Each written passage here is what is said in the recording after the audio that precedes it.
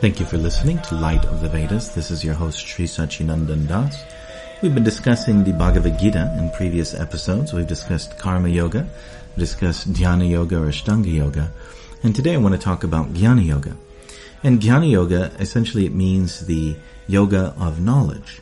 And it's very similar to Karma Yoga in the sense that Karma Yoga, there's the development of spiritual knowledge, but it's within sort of like the sheath of performing your duties, performing your activities that are designated according to your nature and in the line with the scriptures. So you're going to perform those duties, but you're going to cultivate spiritual knowledge. And by cultivating that spiritual knowledge, the nature of the soul, the nature of the absolute truth, and developing that divine enlightened wisdom within yourself, you become detached from the fruits of your work. You no longer hanker to enjoy from your work, and therefore you no longer have karma. And because you no longer have karma, you gradually leave material existence. You become free from samsara, or the cycle of birth and death. Because karma is simply a reaction to your desire to enjoy the fruits of your work. But if you give up that desire, you give up that lust because you're becoming illuminated with transcendental knowledge, then automatically you become free of all karma. So karma, or this transcendental knowledge, it extinguishes all karma, and it extinguishes all lust, it extinguishes all illusion, and it elevates you to the highest perfection. So Jnana Yoga is very much the same thing, and yet there's less of an emphasis on karma, or doing your duties. Rather, the Jnana Yogi, oftentimes the Jnana Yogi was a Karma Yogi, and he's purified himself through Karma Yoga. And by performing his duties detached, etc., perhaps he had his job and he had his career and he had his family and everything, and now he's significantly older now, and he's become completely purified by following his duties and offering them ultimately to the Supreme and meditating gradually and understanding through the Shastra his true spiritual nature. Now as he's more mature spiritually, he's going to leave aside all of the karma. He's no longer going to perform duties, and he's just going to absorb in transcendence. He's just going to absorb in studying the scriptures and in meditating and developing his realization of the true spiritual nature of things.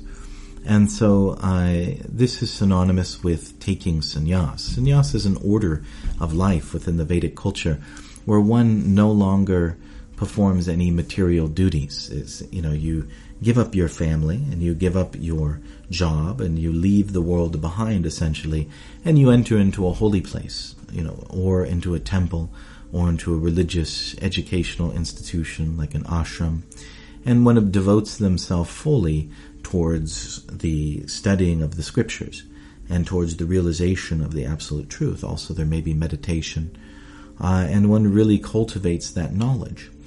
And so but when this, unlike Karma Yoga, which can be began pretty much by anyone, Jnana Yoga, you require a qualification. Not everyone can simply leave aside their duties. Not everyone can leave aside their job or their family. In fact, it's very much warned not to do that. One doesn't want to be a cheater, where if you leave aside everything and become a sannyasi or wandering sadhu who's absorbed in Jnana Yoga, simply absorbed in studying and meditating on the absolute truth, but you're not qualified, you'll still have those desire for those material things in your heart. And therefore, even though externally you may have the form of a sannyasi or a sage, internally you're materialistic, internally you're attached to the things of this world. You're not really qualified. You have to, the qualification to be a sannyasi and to take to the path of Jnana Yoga is that you already have to be detached from the world. You have to be free of all these lower desires. And it has to be something very natural and very honest. It's very advisable within the systems of yoga that one will not act on a level that you're not qualified for. You have to be honest, arjavam. You have to simply present who you are and be very truthful about that. You can see this actually in Catholicism with the process of sitting down with a priest and confessing your sins, right? There's the mood of sort of being very honest and straightforward with who you are, not trying to pretend to be someone you're not trying to fool the world and make yourself look like a saint when you're just a normal man, right? So there's the sense that you really have to embrace who you are and act on the level that is natural. And for most people that means karma yoga. You're going to do your duties, cultivate transcendental knowledge, and gradually become detached. But once you're sufficiently advanced, then you can, just as when you learn to ride a bike, you take off the training wheels, you can leave aside your karma. You can leave aside your duties and your material obligations, leave your family, and just absorb completely in spiritual study. So that's Jnana Yoga. And generally the Jnana Yogis will move towards the impersonal light. They'll move towards the Brahma Jyoti, or the light of the absolute truth. And it's really approaching the absolute truth, especially from the platform of knowledge in general. In fact, Krishna mentions in the Bhagavad Gita that to study the Bhagavad Gita is to worship him with your intelligence. So it's a kind of Jnana Yoga, but it's on the level of personalism, where you're recognizing God and his energies. And in the Bhagavad Gita, Krishna devotes a lot of time to giving us spiritual knowledge, to explaining essentially what God is and what the world is, how it works, and who we are as souls. And so he'll spend a lot of time talking about what is the soul, what's the nature of the soul. The soul is his energy. And then this material world made of earth, air, fire, water, etc., that's also his energy. And then he exists beyond both of these energies as a pure spiritual person. He's the absolute truth. He's the final thing that can be known, and he's the origin of everything. And he also describes the relationships of these things with each other. What's the relationship between the soul and the world? What's the relationship between the soul and God?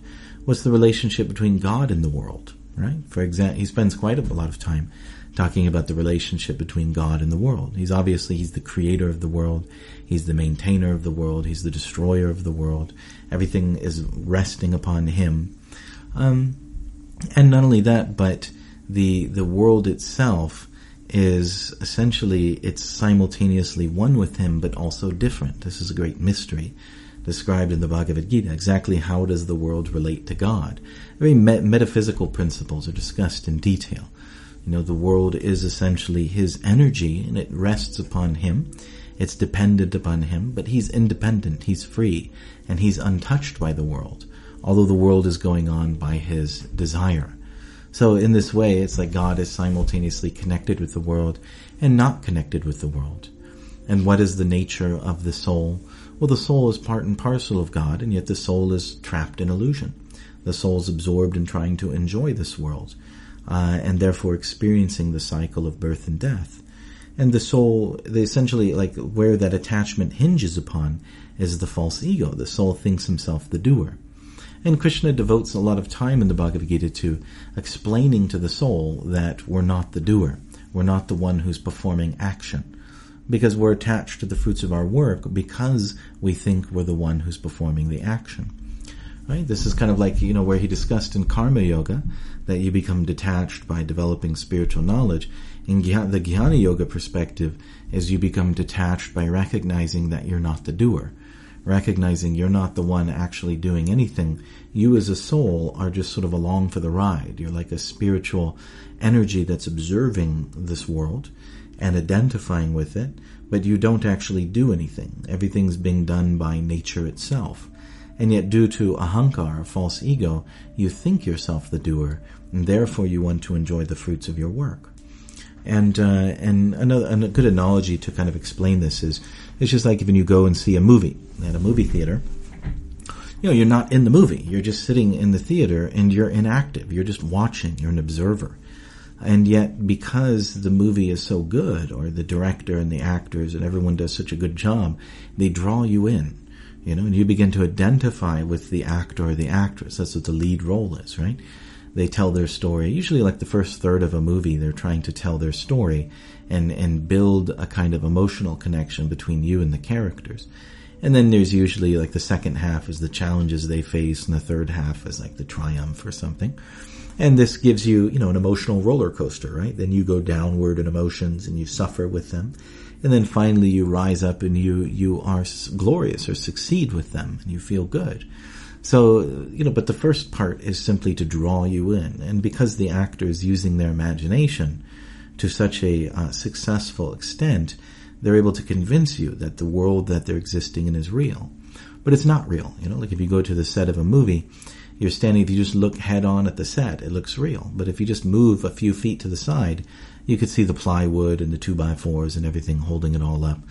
It's not real. And so what Krishna does in Bhagavad Gita in many ways is try to adjust our vision and push it a few feet to the side so that you see the plywood and you see the 2x4s and you see that it's not real. And snap you out of the illusion, wake you up from the movie. So we're sitting in the movie theater, we're absorbed in the actors, and we identify with what's going on screen. So similarly, the soul is completely pure and spiritual, and yet we identify with matter. We're watching this body, we're watching this material existence that we're undergoing, and we're identifying with it, and therefore we're experiencing the happiness and distress associated with the body. But we're more or less going along for the ride. But because we're so absorbed in it, therefore we experience dramatic roller coaster ride of happiness and distress, right? And joy and misery and all these different things. But it's due to the illusion of identification. And so what Krishna is kind of like doing, it's just like imagine when you're in the movie theater and you're absorbed in the movie, you're totally identifying with the characters, and then someone opens the door, the exit door, and the light shines in from outside the movie theater. And it's like, wow, close the door, why? You close the door because it breaks the illusion. As soon as you see that light shine across the screen, everything's finished, right? And it snaps you out of it. And so that's what Krishna does. He opens the door to the movie set of the material existence, opens the door to the movie theater, and shines light into the darkness. And then you can see that the whole thing is an illusion. And that's practically speaking what Jnana Yoga is. As through the process of your intellect, you recognize the illusion of reality and you become detached. And you move towards that light. You get up from your chair, like it's easy once that door, if that door stays open and nobody closes it, and the light is always there, and you're looking more and more at the light and less at the screen, you become drawn towards the light, and you can become convinced that the movie's not real, that it's an illusion. And then you can get up from your chair and kind of walk towards the light, and eventually you merge into the light, and that's what that's what it looks like, right? If it's real dark in there and it's shining with light, you see someone get up and walk into the light, they vanish. And so you'll see in the impersonal traditions of merging into the light or worshipping Brahman, they have this consideration that they're going to merge into it and vanish. But the soul is eternal. The soul never vanishes, according to Krishna. The soul is always the soul, and you've existed since the beginning of time.